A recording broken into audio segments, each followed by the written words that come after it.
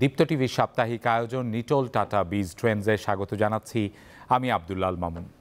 বাংলাদেশে নিত্যপণ্যের বাজারে সাম্প্রতিক সময়ে আমরা দেখতে পাচ্ছি আলুর মূল্যে ঊর্ধ্বগতি এবং এটি নিয়ে নানা রকমের কথাবার্তা চলমান রয়েছে। আজকে আমরা কথা বলবো বাংলাদেশের আলুর উৎপাদন এবং বাজার ব্যবস্থাপনা নিয়ে। আমার সাথে অতিথিরা রয়েছেন, চলুন তাদের সাথে আপনাদের পরিচয় করিয়ে দিই। আজকে স্টুডিওতে আমাদের সাথে অতিথি হিসেবে আছেন বাংলাদেশ কৃষি বিশ্ববিদ্যালয়ের কৃষি ব্যবসা ও বিপণন বিভাগের শিক্ষক অধ্যাপক ডক্টর মোহাম্মদ জাহাঙ্গীর আলম, আপনাকে স্বাগত জানাচ্ছি। আছেন আমাদের সাথে বাংলাদেশ কোল্ড স্টোরেজ অ্যাসোসিয়েশনের সভাপতি মোস্তফা আজাদ চৌধুরী বাবু, আপনাকেও স্বাগত জানাচ্ছি। দর্শক, আমাদের সাথে অনলাইনে সংযুক্ত আছেন কৃষি সম্প্রসারণ অধিদপ্তরের মহাপরিচালক কৃষিবিদ বাদল চন্দ্র বিশ্বাস, আপনাকেও স্বাগত জানাচ্ছি। শুরুতেই আমরা আসতে চাই, কোথায় আছে আসলে, কেন এরকম ঘটনাটি ঘটছে বা এরকম বেড়ে গেল? আমরা যদি বিগত বছরের তুলনায় যাই, ডক্টর মোহাম্মদ জাহাঙ্গীর আলমকে একটু বলবেন কিনা আমাদের যে আলুর উৎপাদন, বাজার এবং সব কিছু মিলে দিন শেষে ভোক্তাকে যে গত আমরা বলবো কয়েক বছরের ভেতরে এই মূল্যে আসলে আলু কিনতে হয়নি, এই পরিস্থিতি কেন হলো?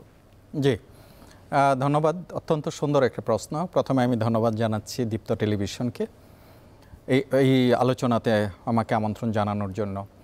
আসলে সেটা শুধু আলুর ক্ষেত্রে আমি বলবো না, আমাদের কৃষি পণ্যর ক্ষেত্রে আমরা জানি যে অনেক দিন ধরেই কিন্তু বিভিন্ন মৌসুমের মাঝামাঝি বা মৌসুমের শেষে আমরা এক ধরনের যে দামের যে অস্থিতিশীলতা দেখছি সেটা ঘটে থাকে। আলু আমরা দেখি, যে আমরা পেঁয়াজ দেখছি, আমরা কখনো গ্রিন চিলি দেখেছি।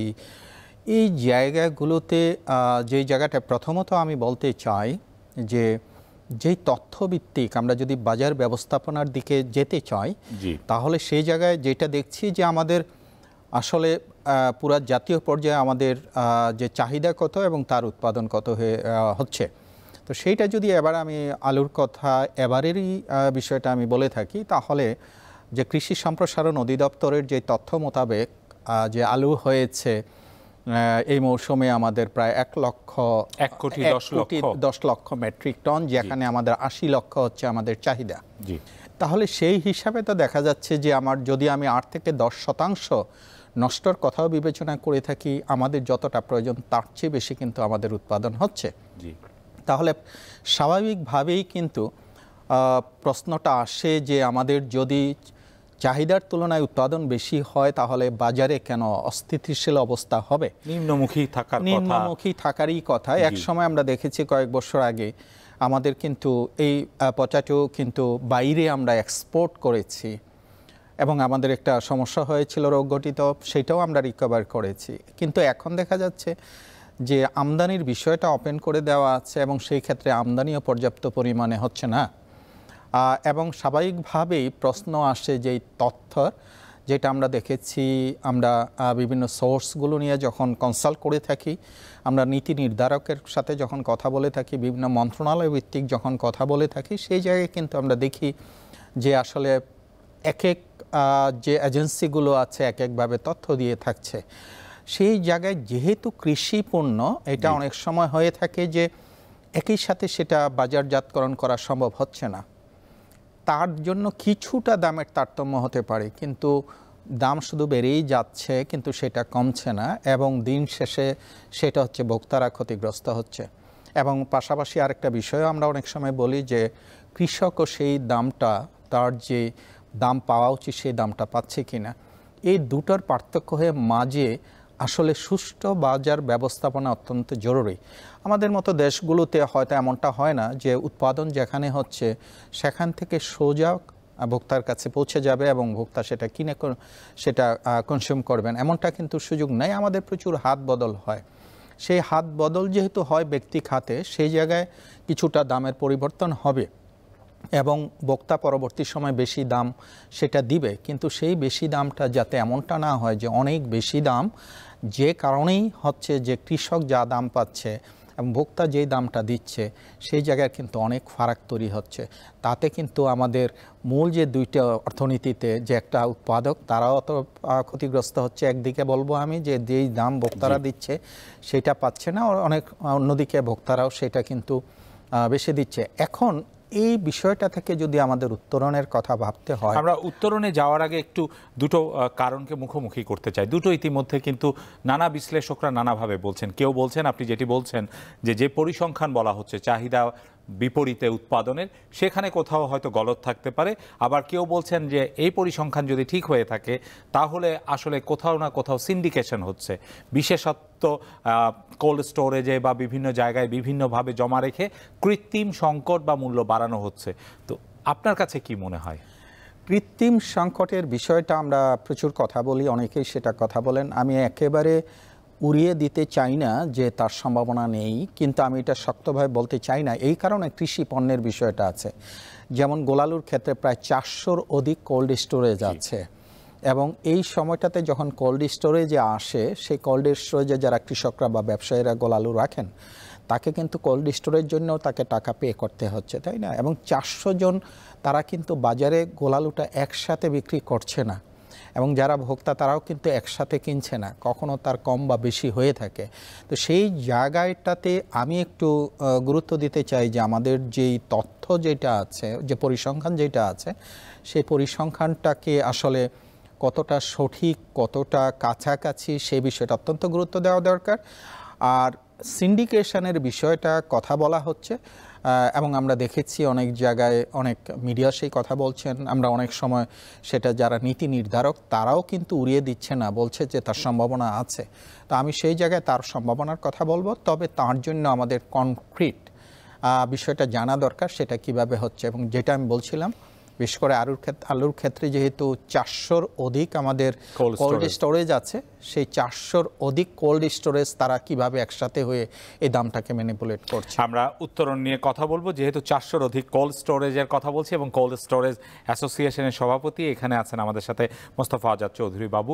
একটু আপনার কাছ থেকে শুনতে চাই, দুভাবে আলোচনাটাকে আপনার কাছ থেকে প্রত্যাশা করছি। একটি হলো দীর্ঘদিন ধরে বিগত বছরগুলোতেই এই পদ্ধতিতে এই কোল্ড স্টোরেজে উৎপাদক বা ব্যবসায়ীরা আলু রাখছেন, তারপর বিক্রি করছেন, সেই জায়গা থেকে কোনো ভিন্নতা এবারে রয়েছে কিনা, এবং এই যে তথ্য বিভ্রাট অথবা সিন্ডিকেট, এই দুটোর জায়গা থেকে আপনি যেহেতু একেবারেই ঠিক জায়গায় আছেন যে আলু আপনাদের কোল্ড স্টোরেজ না হয়ে আসলে কোথাও যাওয়ার সুযোগ নেই, আপনার কাছে কি মনে হয়? ধন্যবাদ। প্রথমে আমি ধন্যবাদ জানাচ্ছি দীপ্ত টিভিকে। বর্তমান সময়ে আলু বাজার মূল্য নিয়ে বেশ আলোচনা হচ্ছে, বিভিন্ন সময় বিভিন্ন মিডিয়াতে আমাকে এই নিয়ে কথা বলতে হচ্ছে। বাস্তবতা হলো বাংলাদেশে 400 বেশি কোল্ড স্টোরেজ রয়েছে, কিন্তু 360টি কোল্ড স্টোরেজ অ্যাক্টিভ রয়েছে। এবং আমাদের যে তথ্য আমরা পেয়েছি, 318টি কোল্ড স্টোরেজ থেকে আমরা তথ্য পেয়েছি। সেখানে 10ই এপ্রিল পর্যন্ত কোল্ড স্টোরেজে আলু সংরক্ষণ হয়েছে। তাতে আমরা দেখেছি 24,55,000 মেট্রিক টন আলু আমাদের যে আমরা তথ্য পেয়েছি সংরক্ষিত হয়েছে। আমরা ধরে নিতে পারি অনেক মেম্বার আমাদেরকে তথ্য দেয়নি, কিংবা অনেক মেম্বার বিভিন্ন কারণে হয়তো সঠিক তথ্য দেয়নি। তা আমরা মনে করতে পারি 30 লক্ষ মেট্রিক টনের বেশি আলু এবছর সংরক্ষিত হয়নি। এখন আসি আমরা যে কথা প্রথমে আপনি বলেছেন যে আলু উৎপন্ন কত হয়েছে। দেখুন 2022 সালে আলু কিন্তু অনেক ছিল, পর্যাপ্ত ছিল। আমাদের কোল্ড স্টোরেজগুলো কিন্তু একদম প্যাকড আপ ছিল। সে বছর আলু পরিসংখ্যান কৃষি সম্প্রসারণ অধিদপ্তরের তথ্য কি বলে, সে বছর কিন্তু এরকম বলা হয়েছিল 1 কোটি প্লাস বলা হয়েছিল। সে বছর কিন্তু আমাদের কোল্ড স্টোরেজ কোনো ক্যাপাসিটি ফাঁকা ছিল না, এবং সে বছর আলুর দামে তো বৃদ্ধি ঘটেনি। কিন্তু এই বছর যে তথ্য দিচ্ছে 1,09,00,000 মেট্রিক টন, পরিসংখ্যান অধিদপ্তর বলছে 1,04,00,000 মেট্রিক টন। তার মানে দুটোই আমাদের চাহিদার চাইতে প্রায় 20 লক্ষ টনের বেশি, 20 লক্ষ মেট্রিক টনের বেশি। 30শে এপ্রিল বাণিজ্য মন্ত্রণালয়ের সিনিয়র সচিব মহোদয়ের উপস্থিতিতে একটি সভা হয়েছে এই বিষয়ে। সেখানে কথা এসেছে এই আপনার আলুর উৎপাদন নিয়ে, এবং বিভিন্ন কৃষি বিপণন অধিদপ্তর, বিভিন্ন গোয়েন্দা সংস্থার প্রতিনিধি এবং পরিসংখ্যান অধিদপ্তরের প্রতিনিধিদের বক্তব্য অনুযায়ী এখানে যেটা এসেছে তাতে মোটামুটি বলা যায় যে তথ্যটি কৃষি সম্প্রসারণ অধিদপ্তর দিচ্ছে 1,04,00,000 মেট্রিক টন পরিসংখ্যান অধিদপ্তর, এই আলু উৎপন্ন হয়নি। যদি এটা আলু উৎপন্ন হতো, বাস্তবতা হলো আমাদের কোল্ড স্টোরেজ কোনো ফাঁকা থাকতো না। মুন্সিগঞ্জে এবছর ডিসেম্বর মাসে বৃষ্টি হয়েছে, বৃষ্টি হওয়ার কারণে যে আলু লাগিয়েছিল, বপন করেছিল, সে আলু অনেক বীজ আলু নষ্ট হয়ে গিয়েছে। মুন্সিগঞ্জে 40% কোল্ড স্টোরেজ পাকা রয়েছে। এবং আমাদের বাংলাদেশে দুটি অঞ্চলে, মুন্সিগঞ্জ এবং নর্থ বেঙ্গলের যে 16টি জেলা রয়েছে, সেখানে এই আলু বেশি উৎপন্ন হয়। রাজশাহী, বগুড়া, জয়পুরহাট, রংপুর, ঠাকুরগাঁ, নীলফামারী, কুড়িগ্রাম, লালমনিরহাট, এইসব ডিস্ট্রিক্টগুলোতে আলু উৎপন্ন হয়েছে। যদি বাস্তবতায় যদি 1,09,00,000 বা 1,04,00,000 মেট্রিক টন আলু উৎপন্ন হয়ে থাকে, তাহলে আমাদের কোল্ড স্টোরেজগুলো আমরা গড়ে আপনি বলছেন যে উৎপাদনের যে তথ্য বলা হচ্ছে সেটি সঠিক না। আর এবছর আলুর দাম কিন্তু মৌসুমের প্রথম থেকেই কিন্তু ঊর্ধ্বমুখী। এবং আমার এই ব্যবসায়িক লাইফে আমি 35 ইয়ার্সের বেশি ধরে এই কোল্ড ব্যবসার সঙ্গে জড়িত। আমি উত্তর দিকের সূত্রে আমি কোল্ড ব্যবসায় এসেছি। আমার বাবা 1969-এ কোল্ড স্টোরেজ করেছে রংপুরে। তা আমি কখনো দেখিনি যে যখন হারভেস্টিং টাইম, সেই সময় আলু স্টোরিং হয় প্রতি কেজি 25 টাকা থেকে স্টার্ট হয়েছে এবছর, যেটা গত বছর স্টার্ট হয়েছে 10 টাকা করে। এবং 30শে এপ্রিলে যে বাণিজ্য মন্ত্রীর যে সভাটা হয়েছিল, সেখানে কৃষি সম্প্রসারণ অধিদপ্তর বলেছে নর্থ বেঙ্গলে আলুর উৎপন্ন খরচ গড়ে বলেছেন 15 টাকা, আর মুন্সিগঞ্জে বলেছেন 19 টাকা। কিন্তু আমরা কোনো তথ্য মতে কোনো গণমাধ্যমে আমরা দেখছি এটি 10 টাকা 51 পয়সা বলছে। এবারে যেটা বলেছে এটা সঠিক তথ্য নয়। এটা গত বছর হতে পারে, 2023 সালের হতে পারে। 10 টাকা থেকে 12 টাকা গত বছর উৎপন্ন খরচ ছিল। এবছর 15 টাকা নর্থ বেঙ্গলে বলছেন, এবং কোনো মুন্সিগঞ্জে বলছে 19 টাকা। এবং কৃষকরা 25 টাকা থেকে প্রতি কেজি 25 টাকা কেজি করে 10ই এপ্রিল পর্যন্ত তারা 35 টাকা কেজিতে আলু বিক্রি করেছেন। এই পরিসংখ্যান অধিদপ্তর বলছেন, বা কৃষি সম্প্রসারণ অধিদপ্তর বলছে 15 বা 19, কিন্তু কৃষকরা ফিল্ডে বলছেন যে না, আমাদের উৎপন্ন খরচ আরও বেশি। তারা বলছে 22 টাকার উপর তাদের উৎপন্ন খরচ। তার কারণ হলো পর্যাপ্ত বীজ অভাব, বিদেশ থেকে যে বীজ কার্টুনে করে আসে তার অত্যাধিক দাম, সারের অত্যাধিক দাম, শ্রমিকের মূল্য বেশি, এবং জমি যে লিজ নিয়ে আপনার চাষ করেছে সেই লিজ মানে অনেক হাই। এর ফলে উৎপন্ন কষ্ট বেড়ে গেছে। কৃষকদের তথ্য 22 থেকে 25 টাকা পর্যন্ত তাদের উৎপাদন খরচ হয়েছে, এবং আপনি বলছেন তারা 35 টাকা করে, তারা 25 থেকে 35 টাকা 10 এপ্রিল পর্যন্ত তারা আলু বিক্রি করেছে। এবং যদি আমরা যে কৃষি সম্প্রসারণ অধিদপ্তর যদি গড়ে তারা বলেছে 17.5 টাকা কেজি 30শে এপ্রিলের বাণিজ্য মন্ত্রণালয়ের সভায়, তাতে আমরা মনে করি একজন কৃষক 8 টাকা থেকে 18 টাকা পর্যন্ত প্রতি কেজি লাভ করেছে, বা মুনাফা পেয়েছে, বা দাম পেয়েছে। এবং আমি মনে করি কৃষকরা যদি দাম না পায়, সঠিক মূল্য না পায়, তাহলে আলু চাষ কিন্তু কমে যাচ্ছে, নিরুৎসাহিত হবে, অলরেডি নিশ্চিত হয়েছে। কারণ একই সময়ে এন্ড অফ নভেম্বর থেকে যে আলু বপনটা হয়, সে সময় কিন্তু আরও 5টি ফসল কৃষকরা কাজ করেন। সরিষা করছেন, ভুট্টা করছেন, গম করছেন, এবং তামাক করছেন। ভুট্টাতে ভালো দাম পাচ্ছেন, এবং সরকার ভোজ্য তেলে যে আমদানি নির্ভর সোয়াবিনকে ভোক্তাদের কাছে সহনশীল করার জন্য সরিষা চাষকে, মাস্টার্ড অয়েলকে মানুষের কাছে উৎসাহিত করার জন্য ইনসেন্টিভ দিচ্ছে কৃষককে, এবং সরিষা ব্যাপকভাবে চাষ হচ্ছে। এবং পাশাপাশি ভুট্টা ভালো দাম পাচ্ছে। গম, বাংলাদেশ 60 লক্ষ মেট্রিক টন গমের চাহিদা রয়েছে। তার মানে আপনি বলছেন যে আলুতে যদি লাভটা না পায়, তাহলে আসলে আলুতে লাভ যদি না থাকে, তাহলে তারা করবে না। এখানে আরেকটা বিষয় আছে। গত বছর ডিসেম্বর মাসে যে নিম্নচাপটা হয়েছিল, তখন যে বৃষ্টিপাতটা হলো, তার ফলে মুন্সিগঞ্জ এবং নর্থবেঙ্গল কোনো জায়গায় যে অ্যাডভান্স আলু, যেটা আমরা ঠাকুরগাঁ এবং নীলফামারী এবং মুন্সিগঞ্জের হাইল্যান্ডে যে আলু চাষগুলো হয়, সেই আলুগুলো নষ্ট হয়ে যায়। অ্যাডভান্স আলুটা যেটা ডিসেম্বরে ওঠে বা জানুয়ারিতে ওঠে, সেই আলুটা নষ্ট হয়ে যাওয়ার কারণে তখন অত্যাধিক আলুর দাম হয়। তখন কৃষকরা যে হারভেস্টিং টাইম ফেব্রুয়ারি মার্চ মাসে যেটা কোল্ড স্টোরেজে স্টোরিং হয়, রিজার্ভেশন হয়, সেই আলুটা জানুয়ারিতে এবং ডিসেম্বরের শেষে তারা ইমেচিউরড আলু 60 ডেজের আলুটা তারা বিক্রি করে দিলেন কৃষকরা, এবং ভালো দাম পেলেন বলে বিক্রি করলেন। সেই সময় 60 টাকা কেজিতেও তারা আলু বিক্রি করেছেন। এবং এর ফলে একটি আমাদের যে তথ্য আছে, আমাদের যে প্র্যাকটিক্যালি আমরা জানতে পেরেছি, 20% আপনার আলু বিক্রি হয়ে গেছে, যার ফলে আলু শর্টেজ দেখা দিয়েছে, আলু ঘাটতি দেখা দিয়েছে।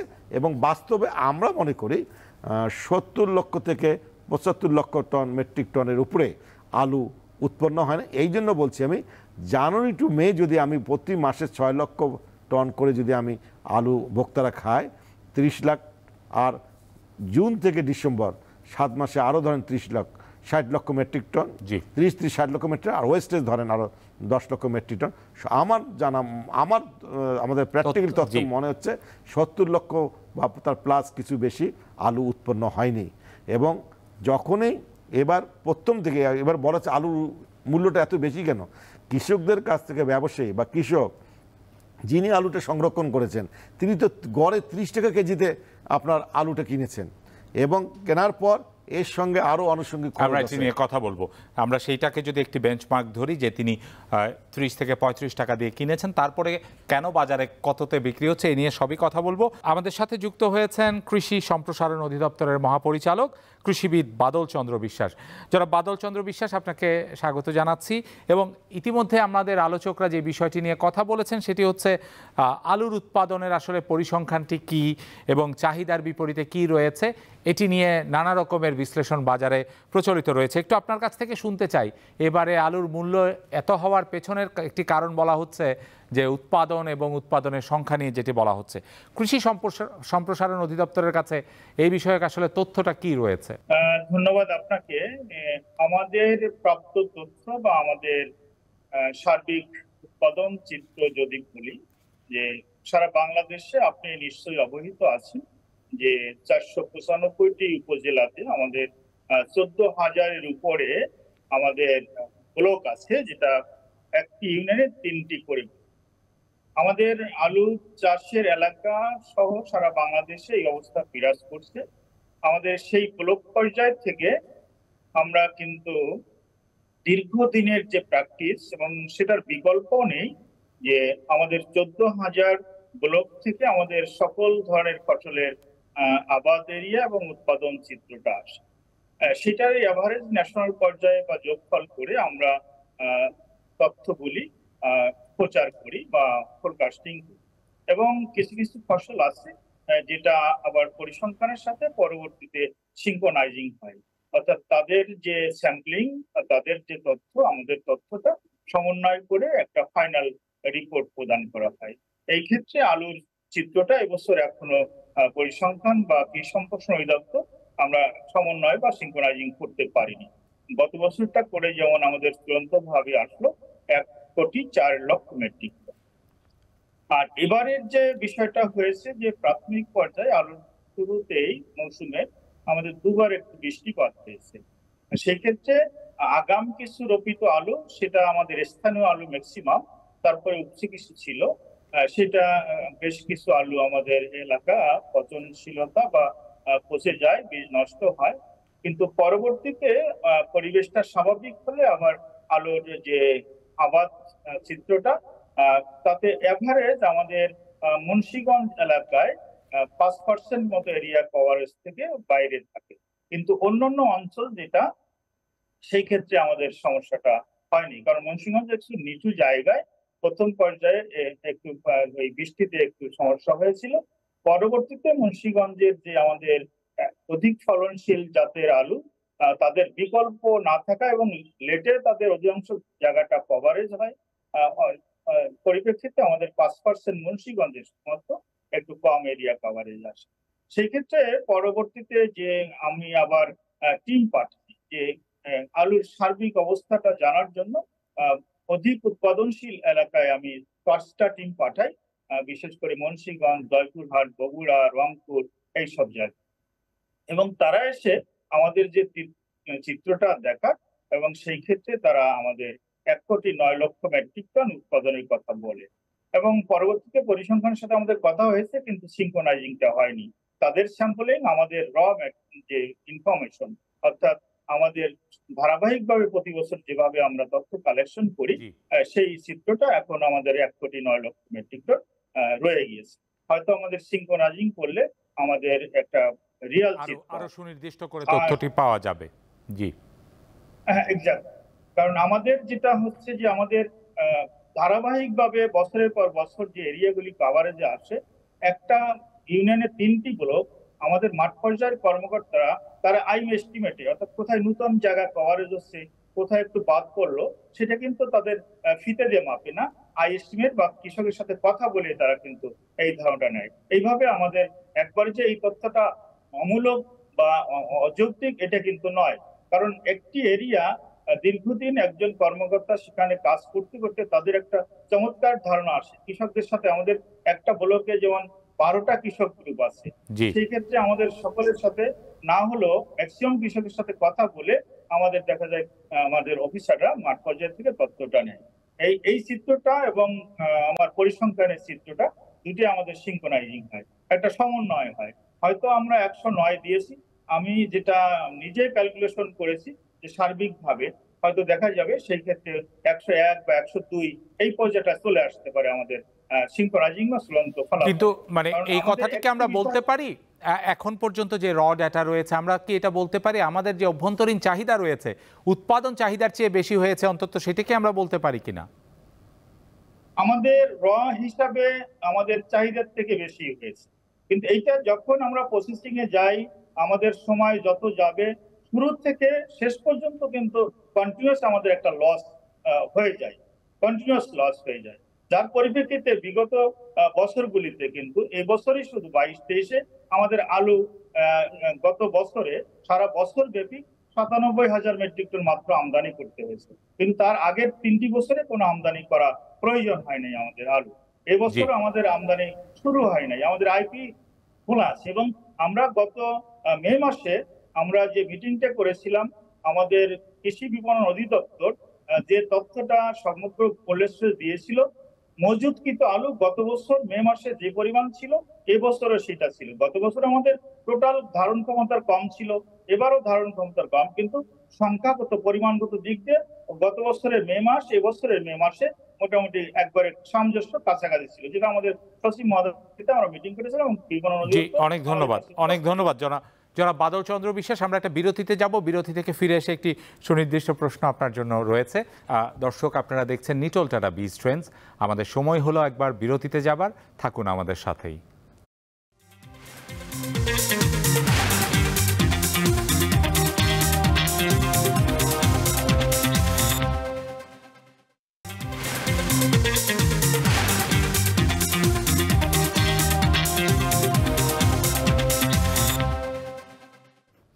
বিরতি থেকে ফিরে আরও একবার স্বাগত নিটল টাটা বীজ ট্রেন্ডসে। কথা বলছি বাংলাদেশের আলুর উৎপাদন এবং বাজার ব্যবস্থাপনা নিয়ে। আমাদের সাথে ডক্টর মোহাম্মদ জাহাঙ্গীর আলম আছেন। যে কথাটি বলা হচ্ছে, যদি আমরা আলোচনাটাকে সেখান থেকে শুরু করি, যে মাঠের বাস্তবতা, যেটি জনাব আজাদ চৌধুরী বাবু বলছিলেন যে উৎপাদন খরচের যে হিসাবটি দেয়া হচ্ছে সেটি হয়তো বাস্তবসম্মত নয়। বাস্তবে সেটি 30 টাকার মতো সব কিছু মিলিয়ে শেষ পর্যন্ত যদি যায়, এবং পাশাপাশি উৎপাদনের কথাও তিনি বলছেন যেটি কোনো অবস্থাতেই 70 লক্ষ টনের বেশি হওয়ার কথা নয়। তাতেও বাজারে যে আলু রয়েছে সেটি আসলে ভোক্তা পর্যন্ত কিভাবে 60 টাকা বা তার বেশি দামে বিক্রি হয়, সেই জায়গায় বাজার ব্যবস্থাপনায় আমাদের ত্রুটিগুলো কি রয়েছে বা নাকি ঠিক আছে? জি, এই জায়গায় যে বিষয়টা হয় আমাদের দেশে, দেখেন সেটা যদি আমি সামগ্রিকভাবে কৃষির দিকে যেতে চাই, যে যারা কৃষি পণ্য উৎপাদনের সাথে জড়িত তা হচ্ছে 8 থেকে 10% হচ্ছে বড় কৃষক আছে, আর বাকিরা কিন্তু মধ্যম সারির ছোট বা প্রান্তিক কৃষক আছে। তারা ছোট ছোট অল্প পরিমাণে কিন্তু বিভিন্ন জায়গায় সেটা উৎপাদন করে। দেখেন যে উৎপাদনের যেই জায়গাটা এবং আমাদের ভোগের জায়গাটা, এটা কিন্তু অনেক পার্থক্য আছে, এবং যেটা অনেক দেশে আছে বা বাইরে আছে, যে এই জায়গাটাতে যে মার্কেটিং করতে যে খরচটা হয় সেটা কিন্তু কমিয়ে রাখা যায়। কারণটা হচ্ছে উৎপাদনের পর থেকে ভোক্তা পর্যন্ত খুব সরাসরি অথবা বড় জোর মাঝে একটি কানেক্টিং অ্যাক্টর বা আমরা যদি পার্টি বলে থাকি সেটা থাকে। আমাদের ক্ষেত্রে কিন্তু দেখা যায় যে উৎপাদনের পরে বেশ কয়েকটি হাত বদল হয়, যেটা আমরা জানি। অনেক সময় যে পাইকার আছে, যারা খুচরা বিক্রেতা আছে, এখন আলুর উৎপাদন হলো, আমি যদি বলতে চাই বিরলে দিনাজপুরে, সেই আলুটা আমাকে ঢাকায় খেতে হচ্ছে বা ঢাকায় খাচ্ছি আমরা। সেই ক্ষেত্রে কি হচ্ছে, উৎপাদনের পরে সেখান থেকে ঢাকা পর্যন্ত পৌঁছাতে অনেকগুলো হাত বদল করতে হয়, এবং তার বাইরে যে যখনই হাত বদল হচ্ছে প্রত্যেকেই কিন্তু সে তার ব্যবসাটা করবে, ব্যক্তিক হাত সেটুকু করবে, কিন্তু তার বাইরেও কিন্তু ঝুঁকির মতো কতগুলো বিষয় আছে। তারপরে দীর্ঘ ট্রান্সপোর্টেশনে তার ক্ষতির পরিমাণটা আছে, তারপরে দেখা যাচ্ছে যেটা অনেক সময় আমরা আনসিন খরচ বলে থাকি, বিভিন্ন জায়গায় বাড়তি খরচ, চাঁদাবাজি, এগুলা তো কিছু আছে। তারপরে দেখা যাচ্ছে অনেক সময় ট্রাফিক, যেই ট্রাকটা হয়তো আমি 12 ঘন্টার জন্য হায়ার করেছি, সেই ট্রাক যখন আমাকে 18 ঘন্টা লেগে যায়, যদিও আগের চেয়ে অনেক উন্নত হয়েছে এই ব্যবস্থাটা এখন, কিন্তু তখন দেখা যাচ্ছে কি এই পরিবহনের খরচটা বেড়ে যায়। তো তাতে কিন্তু দেখা যাচ্ছে আলটিমেটলি ভোক্তাদের পর্যন্ত যখন আসে সেটার দামটা অনেকটা বেড়ে যায়। তার মানে ভোক্তা যে টাকা দিচ্ছে তার প্রায় 50%-এরও নিচে হচ্ছে মূলত আসলে যারা উৎপাদক তারা পায়। এখন এই কাজটা যদি আমাদেরকে একটু দেখতে হয় যে আমরা এই কানেকশানটা কিভাবে করব, যে আমাদের প্রচুর মার্কেট মডেল নিয়ে আমরা কাজ করে থাকি, বাইরের প্রচুর উদাহরণ আমরা দেখি যে কিভাবে কানেক্টিং করা যায় যে ফার্মার্সদের সাথে ভোক্তার বাজারগুলোতে, সেই কানেকশানটা যদি করা যায় কিছুটা আমাদের কমিয়ে নিয়ে আসা সম্ভব। মাঝের যেই খরচটা বেড়ে যায় এটা একটা দিক আছে। আরেকটা দিক আছে যে আমরা কোভিড-19-এর সময় কিন্তু আমরা একটা বিষয় দেখেছি যে তখন এক ধরনের আমাদের এক্সিকিউটিভ অর্ডার ছিল যে যে গাড়িগুলো মালামাল নিয়ে আসবে এক জেলা থেকে বড় শহরগুলোতে, সেটা যাতে দ্রুত ছেড়ে দেওয়া হয়, অথবা স্পেশাল কিছু ট্রেন করে কিন্তু দেখেছি আমরা আম বা অন্যান্য কৃষিপণ্য আছে যেটা বাজারে নিয়ে আসা হয়েছে। তখন কিন্তু এইটা অনেকটাই কমে গিয়েছে, কারণ আমি প্রায়োরিটি পেয়েছি আমার ট্রান্সপোর্টেশনের ক্ষেত্রে। এবং অন্যান্য যে জায়গাটা যে স্থানীয় প্রশাসন আছে সেই স্থানীয় প্রশাসন কিন্তু সহযোগিতা করেছে। আমাদের এই ধরনের ইনিশিয়েটিভগুলো যদি নেওয়া যায় তাহলে কিন্তু ভোক্তা পর্যায়ে আমার দামটা উৎপাদন খরচের পরে যে দামটা বেড়ে যায় সেটা কিন্তু বাড়বে না। তাহলে তখন দেখা যাচ্ছে যে ভোক্তা একটা রিজনেবল প্রাইসে কিনে খেতে পারবে। তবে এইটাও মনে রাখতে হবে আমাদেরকে, আমরা যেটাই বলি, যেহেতু প্রচুর হাত বদল হয় ব্যক্তি খাত, তারা তাদের জায়গায় কিন্তু ঝুঁকি অথবা তাদের বিনিয়োগের উপর তাদের রিটার্নটা প্রয়োজন সেই কাজটা করবে। এখন কৃষক তার উৎপাদনের পরে নিয়ে কোল্ড স্টোরেজ রাখছে, কোল্ড স্টোরেজে যারা রাখছে কৃষক বা ব্যবসায়ী, সেখানে কোল্ড স্টোরেজে তাকে পে করতে হবে। সেই পেমেন্টটা আলটিমেটলি বর্তমানে চেয়ে একটু ভালো দাম পাবে, কারণ সে তো টাকাটা ইনভেস্ট করছে। তাহলে সেই জায়গাটা কিন্তু যখন সেই খরচটা বহন করছে সেটা কিন্তু আলটিমেটলি ভোক্তার কাঁধে এসে পড়ছে এবং তাকে বেশি দামে কিনে খেতে হচ্ছে। এই জায়গাটা কিন্তু আমাদেরকে অত্যন্ত কেয়ারফুলি হ্যান্ডেল করতে হবে। আরেকটা বিষয় আছে আমি এই জায়গায় বলতে চাই যে আমাদের আজাদ সাহেব যেটা বলেছেন যে পরিসংখ্যানগত, যেটা আমিও একটু বলছিলাম, এই পরিসংখ্যানগত বিষয়গুলো যদি আমার ঠিকমতো জানা না থাকে তাহলেই কিন্তু যারা উৎপাদক আছে, তারা ব্যবসায়ী আছেন, ওনারাও কিন্তু সঠিক পরিকল্পনাটা নিতে পারেন না। এবং যে কারণেই দেখা যাচ্ছে যে আমরা এই গোলালু সহ অন্যান্য কৃষি পণ্য যেগুলো আছে আমরা সবসময় দেখি এটা নিয়ে কথা বলছি যে দাম বেড়ে যাচ্ছে। দাম বাড়লে নিঃসন্দেহে সেটা আমাদের ভোক্তাদের ঘাড়ে পৌঁছাবে, ভোক্তারা ক্ষতিগ্রস্ত হবে, সেটা হচ্ছে। তো সেই জায়গায় আমাদের সঠিক পরিকল্পনার জন্য কিন্তু আমাদের সঠিক পরিসংখ্যানটা অত্যন্ত প্রয়োজন। আমি একটু আগেও বলেছি যে পরিসংখ্যানের এই বিষয়টা তুলনামূলকভাবে আগের চেয়ে অনেকটা ইমপ্রুভ হয়েছে। আমাদের সরকারের বিভিন্ন প্রকল্প সেটা কাজ করছে, কিন্তু আমাদের সঠিক পরিসংখ্যানটা অত্যন্ত প্রয়োজন সঠিক পরিকল্পনার জন্য। এবং সেই ক্ষেত্রে যদি সেটা করা যায় তাহলে কিন্তু আমাদের উৎপাদন খরচ এবং পাশাপাশি বিপণন খরচটা কিন্তু কমিয়ে রাখা যাবে। তাতে যেটা হবে, যারা উৎপাদক এবং ভোক্তার মাঝে আছেন যারা ব্যবসায়ী, তারাও তাদের যে ইনভেস্টমেন্টের একটা সঠিক রিটার্ন তারা পাবে। মানে সবকিছুকে একটা আসলে শৃঙ্খলার ভেতরে নিয়ে আসা এবং স্বচ্ছতা, কারণ ব্যবসাটাও তো স্বচ্ছতা। নিশ্চয়ই তিনি লাভ করবেন যিনি বিনিয়োগ করছেন, তিনি ঝুঁকিটা নিচ্ছেন, কিন্তু সেখানে যেন অনৈতিক কিছু না হয়, সেখানে যেন জিম্মি করা না হয়, যে কথাগুলো বলা হচ্ছে, বাজারে কৃত্রিমতা যেন তৈরি না হয়। সেই ক্ষেত্রে আমরা বলে থাকি যে ভ্যালু চেইনের ক্ষেত্রে উৎপাদনের পর থেকে ভোক্তা পর্যন্ত যে আমার গুড গভর্নেন্স বিষয়টা, ভ্যালু চেইন গভর্নেন্স আমরা বলে থাকি, এই জায়গাটাতে যে যারা ভিতরে মার্কেট প্লেয়ার আছে সে তার ইনভেস্টমেন্টের সুপার নর্মাল প্রফিট যাতে সে না করতে পারে কোনোভাবে ম্যানিপুলেশন করে, যেটা অনেক সময় আমরা সিন্ডিকেশনের কথাটা বলছি। তো এই জায়গাটা কিন্তু অত্যন্ত গুরুত্বপূর্ণ। আমি বলতে চাই এইটা নিয়ে আমরা বিচ্ছিন্নভাবে অনেকেই কথা বলছি, অনেকে অর্গানাইজড হইতে কথা বলছি, বাট তারপরেও আমার ডিটেলড আমাদের এটা নিয়ে গবেষণাও প্রয়োজন আছে যে আসলে কস্ট অফ প্রোডাকশনের কথা যেটা আমরা বলছি, যেটা আমাদের আজাদ ভাই বললেন, সেই জায়গায় কস্ট অফ প্রোডাকশনের পার্থক্য কিন্তু দেখেন ভ্যারাইটি টু ভ্যারাইটি তার পার্থক্য হবে, এলাকা টু এলাকা পার্থক্য হবে, আপনি একদিন আগে পরে হারভেস্টের কারণে কিন্তু পার্থক্য হবে। এই বিষয়গুলোও কিন্তু আমাদের বিবেচনায় রাখতে হবে। আপনার কস্ট অফ প্রোডাকশান বা অথবা যে শ্রমিকের যে খরচ আছে, সেই শ্রমিকের খরচ কিন্তু এক এক জায়গায় এক এক ধরনের হয়ে থাকে, সেটা মাথায় রাখতে হবে। আমাদের জমির যে লিজিং কস্ট আছে, যেই কস্ট অফ ইনফরমেশনটা নিয়ে আমরা একটু আগে কথা বললাম, সেই জায়গায় দেখছি যে এটা সঠিক বিষয়টা আসছে কি না, এটাও কিন্তু একটা প্রশ্ন থেকে থাকে। তো এই প্রত্যেকটার জন্যই আমাদের সঠিক, তার মানে এইখানে একটু নির্মোহ এবং বিজ্ঞান ভিত্তিক তথ্য উপাত্তের বিশ্লেষণ প্রয়োজন রয়েছে যে কোনো সিদ্ধান্তে যাওয়ার আগে। তারপরেই হচ্ছে বাজার ব্যবস্থাপনা। আমি জনাব মোস্তফা আজাদ চৌধুরী বাবুর কাছে একটু জানতে চাই যে এই যে বিষয়টি বলা হচ্ছে, সিন্ডিকেশনের যে বিষয়টি বলা হচ্ছে, এটি আসলে বাস্তবে কতটুকু সম্ভব? এবং কেউ কেউ বলছেন যে যদি সিন্ডিকেট থেকে থাকে সেখানে কোল্ড স্টোরেজ যারা পরিচালনা করছেন তারাও একটি অংশ, অর্থাৎ তাদের সেখানে রাখা হচ্ছে, সেটি তো আছেই, পাশাপাশি এই ব্যবসায় সহযোগিতা এবং নানাভাবে তারাও জড়িত থাকতে পারেন। আপনাদের বাস্তবতাটা কি বলে এবং আসলে এই আলুগুলো কতদিন পর্যন্ত কোল্ড স্টোরেজে আপনারা সংরক্ষণ করেন? দেখুন, আমাদের কোল্ড স্টোরেজে আলু মার্চ মাস থেকে আমরা ডিসেম্বর পর্যন্ত আমরা আলু সংরক্ষণ করে থাকি। যেটা সিন্ডিকেটের কথা বলা হচ্ছে, এটা একটি যারা দায়িত্বে থাকেন তারা দায় এড়ানোর জন্য এই ভাষাটাকে ব্যবহার করেন এবং এটা খুবই মুখরোচক একটা শব্দ। দেখুন, 2013-14 থেকে 2022 পর্যন্ত 1 কোটি প্লাস মেট্রিক টন আলু উৎপন্ন হয়েছে। তখন কিন্তু কেউ আপনার সিন্ডিকেট করে আলুর দাম বাড়াতে পারেনি। তার মানে কি, আলু বেশি উৎপন্ন হয়েছে, আমাদের কোল্ড স্টোরেজগুলো ফুল ছিল, যার জন্য বাজারে সাপ্লাই কম ছিল, ডিমান্ড অনুযায়ী সাপ্লাই বেশি ছিল, আলুর দাম উঠেনি। আমরা 13-তে লস করেছি, কৃষকরা লস করেছে। আপনারা দেখবেন 13-14-তে গরু আলু খেয়েছে, 15-তে লস করেছে, 17-তে লস করেছে, ইভেন 22 সালেও এরকম আলুর দাম বাড়েনি।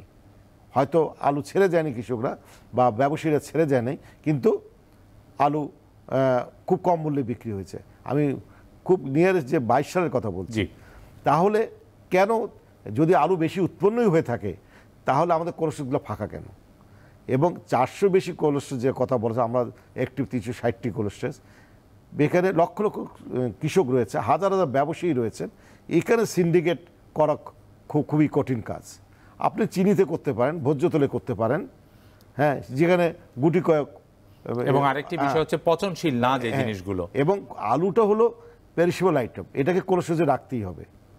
এবং এবার তো আমরা বলছি যে আলুটা 25 থেকে 35 টাকা কেজিতে এন্ড অফ ফেব্রুয়ারি থেকে 10ই এপ্রিল পর্যন্ত কোল্ড স্টোরেজ সংরক্ষিত হয়েছে এবং এই দামে কৃষকরা বিক্রি করছে। এখন আসেন, গড়ে যদি আমি 30 টাকাও ধরি, জি, তাহলে কোল্ড স্টোরেজে ভাড়া আছে 5 টাকা থেকে 5 টাকা 92 পয়সা পর্যন্ত হাইয়েস্ট পার কেজি ভাড়া। কতদিনের জন্য এই ভাড়াটি? এটা আপনি যতদিন রাখেন। তার মানে 6 টাকা, আমরা যদি সোজা করে 6 টাকাও না, হ্যাঁ 6 টাকাও না। কেন, কোল্ড স্টোরেজে আলুটা যেবার একবার ঢুকে ওটা বাইর হলে ওখানে আর নতুন করে কোনো আলু ওখানে সংগ্রহণ করার কোনো সুযোগ নাই, যার ফলে এটা সিজনাল বিজনেস। তাহলে আপনি যদি ধরেন 6 টাকায় যদি আপনি কেজি ধরেন, 30 সঙ্গে 6 টাকা 36 টাকা। আলুটা যখন বাইরের ওপর গ্রেডিং সর্টিং হয়, লেবাররা কাটা করে, গ্রেডিং সর্টিং করার পর বস্তায় ভরে, তারপর সে ট্রাকে লোড দেয়, তো এখানে আরও 2-3-4 টাকা প্লাস হয়ে যায়। ম্যাক্সিমাম ধরেন 8 থেকে 40 টাকা।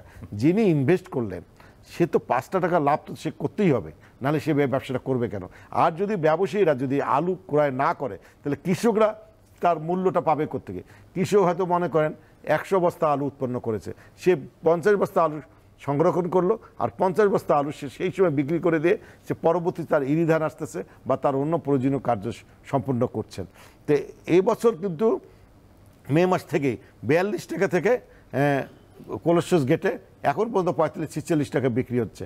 এবং কোনো ব্যবসায়ী যে আলু সংগ্রহণ করছে, সে যদি 5 থেকে 60 টাকা প্রতি কেজি লাভ না করে, তিনিও কিন্তু আর ভবিষ্যতে আপনার এই ব্যবসায় আসবেন না। তাহলে কৃষকের উৎপাদিত পণ্যটা কে কিনবে? এবং আপনার বাস্তবতায় যেতে হবে, কেন কৃষকরা গত বছর 10-12 টাকা কেজিতে বিক্রি করলো, কেন কৃষকরা এবছর 25 থেকে 35 টাকা কেন বিক্রি করলো? এই জিনিসটা গবেষণার বিষয় আছে।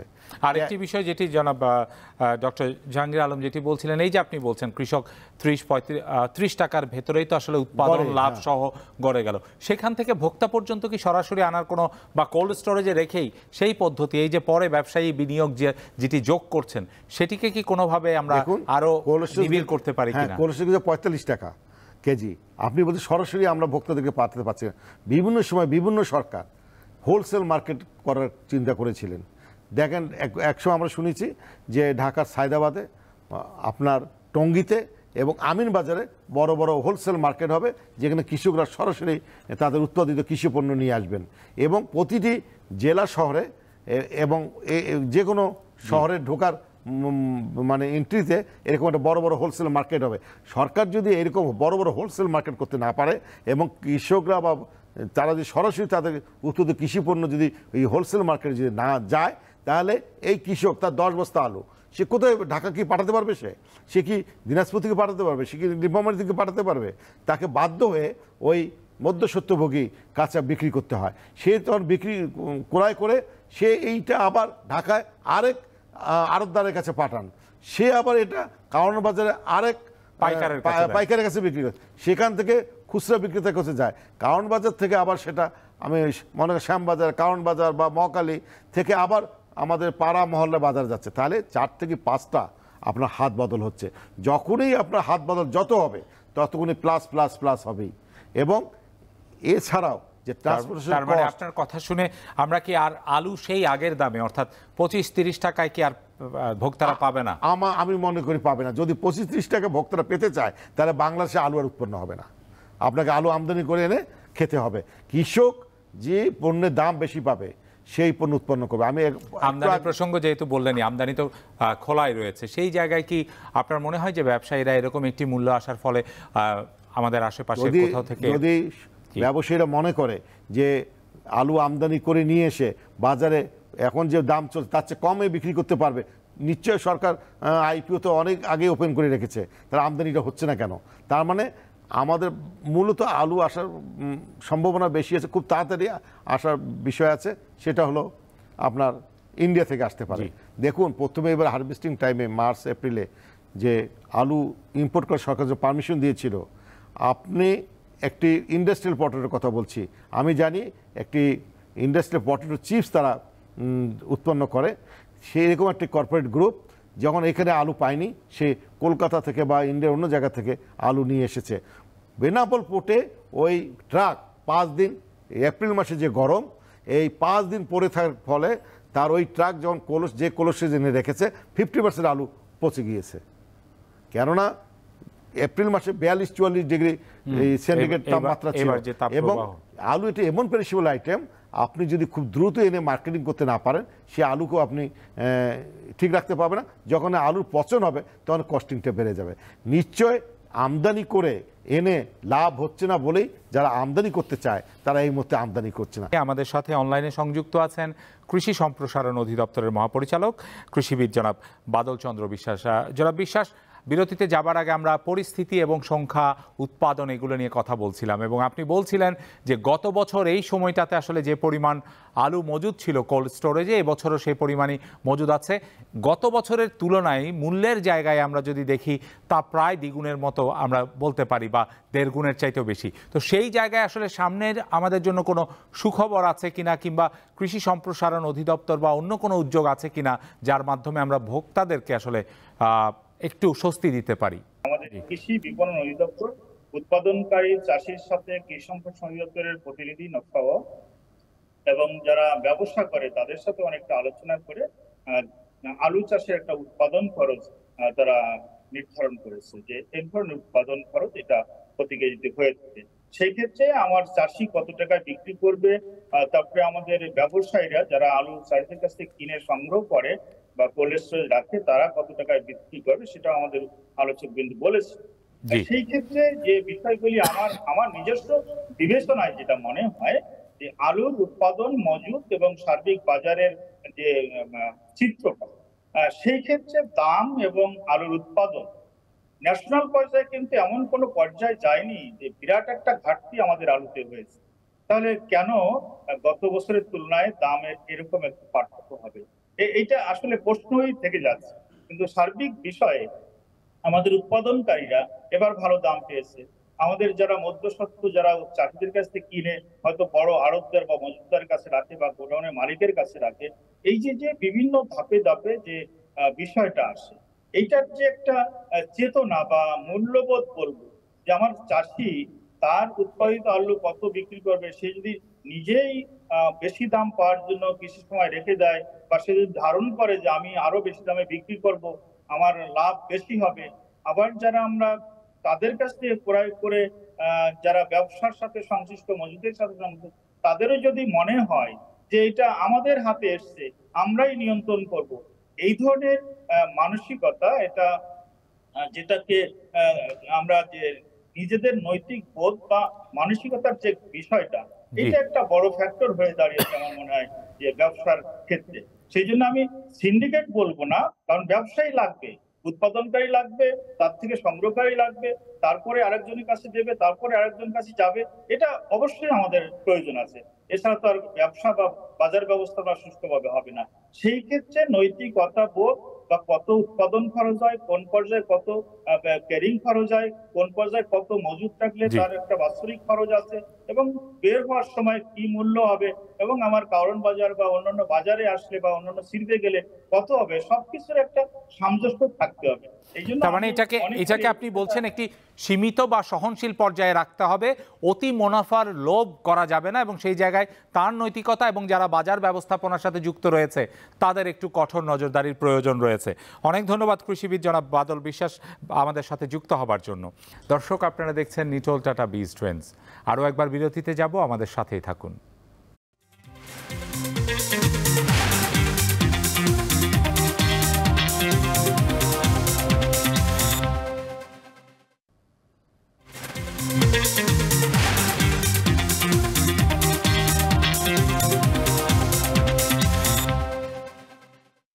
বিরতি থেকে ফিরে আরও একবার স্বাগত নিটোল টাটা বীজ ট্রেন্ডসে।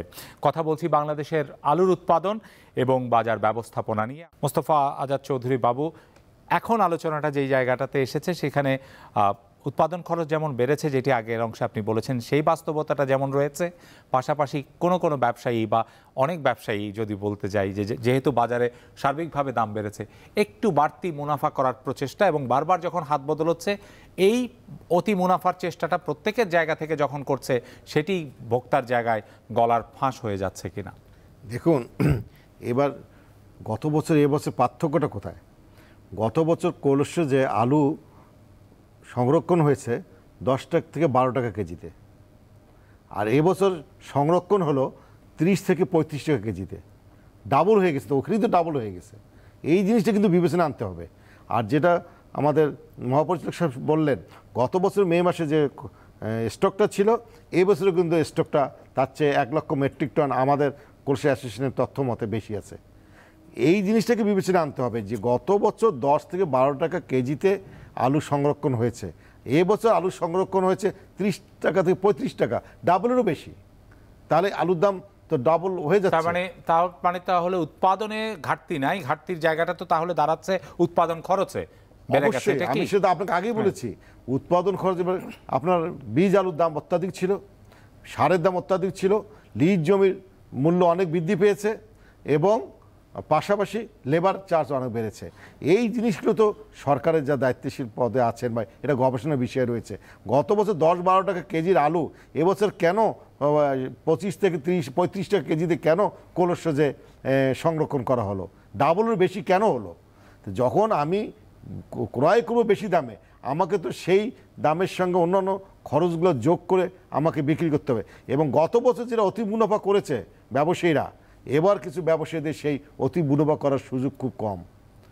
গত বছর কেউ যারা ভোক্তারা কেউ বলছেন, পেঁয়াজের উদাহরণ টেনে বলছেন যে এরকম একটি ঘটনা কিন্তু পেঁয়াজের ক্ষেত্রেও ঘটানোর চেষ্টা করা হয়েছিল, ভোক্তারা সেটির ব্যবহার কমিয়ে দেওয়ার পরে পেঁয়াজের দাম কমে গেছে। আলুর ক্ষেত্রে এরকম যদি সামাজিক আন্দোলন শুরু হয় বা সেরকম বিষয়গুলো যদি চলে আসে, আপনার কি মনে হয় সেটি কাজ দিবে?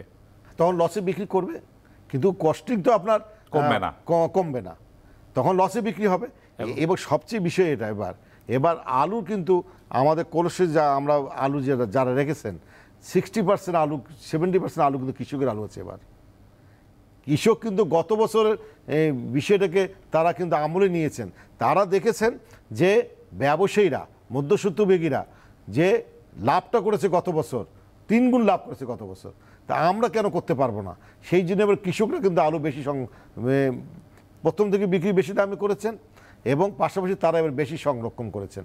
এবং কোল্ড স্টোরেজেতে এবার সংরক্ষিত হয়েছে 35 টাকায়, আর কোল্ড স্টোরেজ ভাড়া অন্যান্য খরচ নিয়ে 10 টাকা প্রতি বছরে 8 থেকে 10 টাকা হয়, 35 থেকে 40 টাকা তো এমনি হয়ে যাচ্ছে। তো 5 টাকা তো লাভ করতেই পারেন। গতবার যেসব ব্যবসায়ীরা 3 গুণ লাভ করেছে সেবার প্রতি কেজি 5 টাকা লাভ করতে পারবেন কিনা আমার সন্দেহ। আমরা আর গত বছরের মূল্যে ফেরত যেতে পারবো না, আপনি এটা নিশ্চিত করছেন? মোটামুটি উৎপাদন খরচই আপনার বেশি, আপনি গত বছরে কোনোভাবে ফেরত যেতে পারবেন না। এবং এটা আমাদের প্রফেসর সাহেব আছেন, এটা গবেষণার বিষয় আছে, কেন ক্রয় মূল্য গতবার চেয়ে ডবলের বেশি হয়েছে সেইটাকে আমলে নেওয়া উচিত। ডক্টর মোহাম্মদ জাহাঙ্গীর আলম, আমাদের বিশেষ করে শর্করার আমরা বলি দ্বিতীয় বৃহত্তম খাত হচ্ছে আলু। আমরা জানি বিশেষ করে নিম্ন আয়ের মানুষজনের ক্ষেত্রে একটা সময় স্লোগানেই বলা হতো ভাতের উপর চাপ কমান, বেশি বেশি আলু খান, তাই না? তো সেই জায়গায় এখন আলু তো ভাতকেও ছাপিয়ে চলে যাচ্ছে। তাহলে আসলে কি দাঁড়াবে সামনের দিনগুলোতে? আলু উৎপাদনের কথা বলি, বাজার ব্যবস্থাপনার কথা বলি বা ভোক্তার কথা বলি, আলু ঘিরে আমাদের যে অর্থনীতি সেটি কি আসলে তার মানচিত্র বদলে যাবে? এটা যেটা হয় কি যে উৎপাদন খরচের দিক থেকে বলি যদি, অথবা বিক্রির দিক থেকে, সময়ের প্রেক্ষিতে দামটার কিন্তু পরিবর্তন হয় এবং সেটা বাড়ে, মানে যেটা বৃদ্ধি পায়। তো সেই জায়গায় আমরা বলি যে 4 থেকে 6% এক ধরনের, যেটা একটা সহনশীল, যেটা অনেক সময় আমরা মুদ্রাস্ফীতির সাথে তুলনা করে কথাগুলো বলে থাকি। তো সেই বিবেচনায় যে আমি যেই দামটা গিয়েছে আমাদের দেশে, সেটা উৎপাদন অথবা বিক্রির ক্ষেত্রে, সেইটা ফিরে আসার কথা না, সেটা কখনোই আসবে না। যতই সময় যাবে সেটা বাড়বে। তবে সেই জায়গাটাতে সহনশীল কতটা থাকতে হবে। আমরা এখন কথা বলতে যেটা দেখেছি যে আমাদের কৃষি সম্প্রসারণ অধিদপ্তরের মহাপরিচালক মহোদয় উনি কথা বলেছেন, ড্যামের কিছু আমরা কস্ট অফ প্রোডাকশনের তথ্য দেখেছি। আমাদের এখানে কোল্ড স্টোরেজ মালিক সমিতির উনি আজাদ ভাই আছেন, কথা বলেছি, আমরা শুনেছি। তাহলে সকল দিক থেকে সবার জায়গা থেকে কিন্তু যে ব্যাখ্যা দেওয়া হচ্ছে তার একটা যৌক্তিকতা খুঁজে পাওয়া যাচ্ছে। তারপরও সেই প্রবলেমটা কোথায়? যদি তাই হয়ে থাকে তাহলে আমি মনে হয় যে 4 থেকে 6% এই বর্ধিত টাকে বিবেচনা করে যে দামটা হওয়া উচিত সেই জায়গাতে আসলে আমাদের থাকা উচিত। যদি আমরা যে স্লোগানটা আছে যে বেশি করে আলু খান, ভাতের উপর চাপ কমান, দুটোই আমাদের কার্বোহাইড্রেট দিচ্ছে। তবে তার পাশাপাশি আমাদের মনে রাখতে হবে যে এই যে উৎপাদন খরচের জায়গাতে সেটা 4 থেকে 6% বাইরেও আছে, যেটা আমাদের রাজাত ভাইও বললেন যে ওই সময়টা কিন্তু আরও অন্যান্য যে কৃষির যে পণ্য আছে সেটা কিন্তু উৎপাদন হয়ে থাকে। বিশেষ করে আপনার দেখা যাচ্ছে মেইজ, ভুট্টা, এবং ওইটা যদি বেশি মাত্রায় লাভজনক হয় তাহলে কিন্তু কৃষকরা দেখা যাবে যে সেদিকে টার্ন নিবে এবং পরবর্তী সময় দেখা যাবে যে এই চাপটা কিন্তু আমাদের কন্টিনিউ করবে। তখন আমাদের দেখা যাচ্ছে অনেক সময় আমাদের যে অতীতে যেটা হয়েছিল যে গোলালু আমরা বাইরে এক্সপোর্ট করেছি, তার বদলে আমাদের ইম্পোর্টেশনের উপর নির্ভর করতে হবে। কারণ গোলালুর কনজামশনটা কমবে না অনেকগুলো কারণের ভিতরে কয়েকটা কারণ আছে। দেখবেন এখন রোড সাইড প্রচুর রেস্টুরেন্ট আছে যেখানে কিন্তু আসলে এই গোলালুর কনজামশনটা হয় সবজি আকারে, অনেক সময় আছে। আমাদের ফাস্টফুড বা যেগুলো শহর কেন্দ্রিক যে দোকানগুলো আছে সেখানে শিশু খাদ্যের চিপস সহ, ফ্রাইস সহ ওই জায়গাগুলোতে, হোটেল রেস্টুরেন্টে কিন্তু তার পরিমাণটা, ভোগের পরিমাণটা বাড়ছে।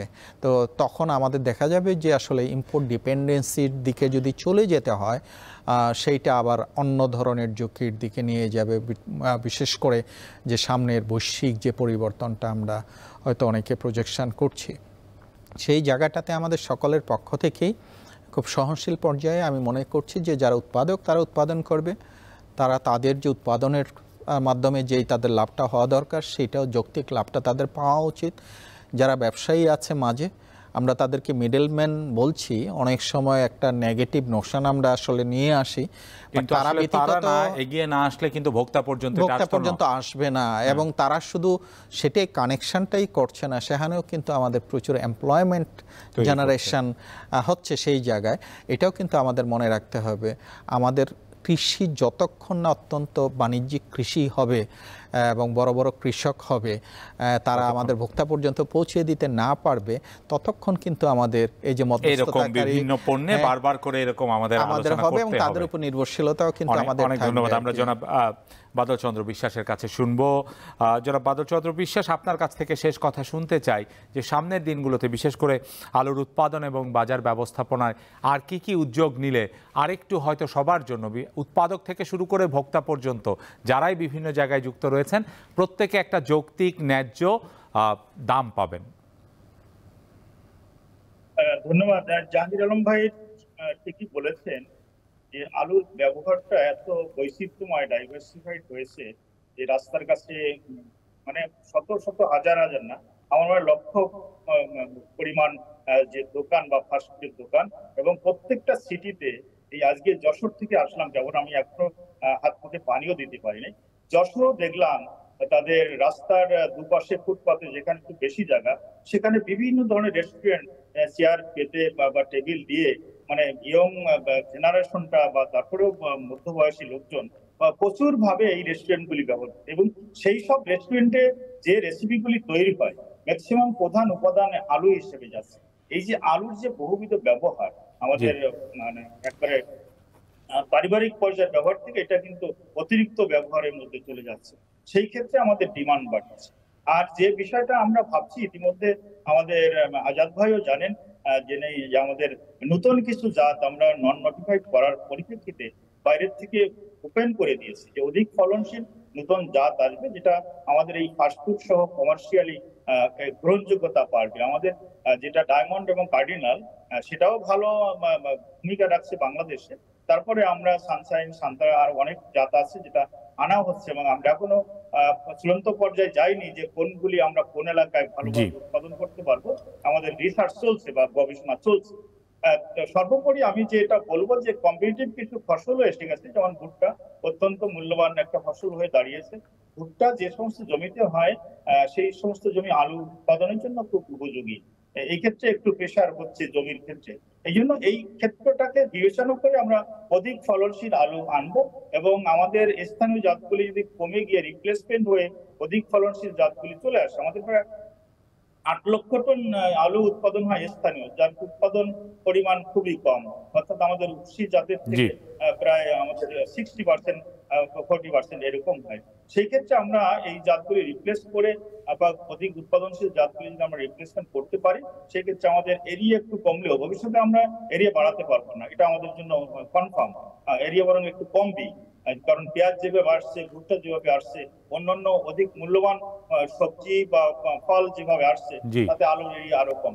সেই ক্ষেত্রে আমাদের উচ্চ ফলনশীল আলুটাই আমাদের মূল বিষয়।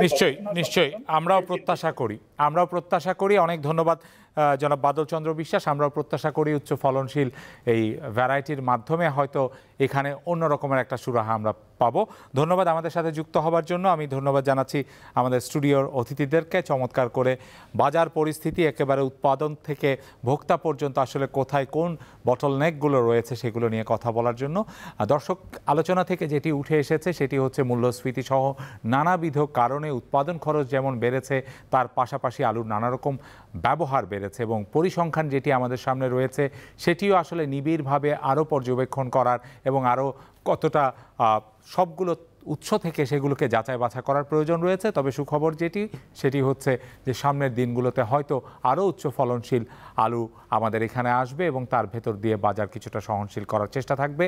আর পাশাপাশি যেটি ইতিমধ্যে আমরা জানি যে আলু আমদানির পথটিও উন্মুক্ত রয়েছে, নিশ্চয়ই বাজার সংশ্লিষ্ট এবং নীতি নির্ধারকরা প্রয়োজনে সেই ব্যবস্থার দিকেও হাঁটবেন। অনেক ধন্যবাদ যারা ছিলেন আজকের এই আয়োজনে।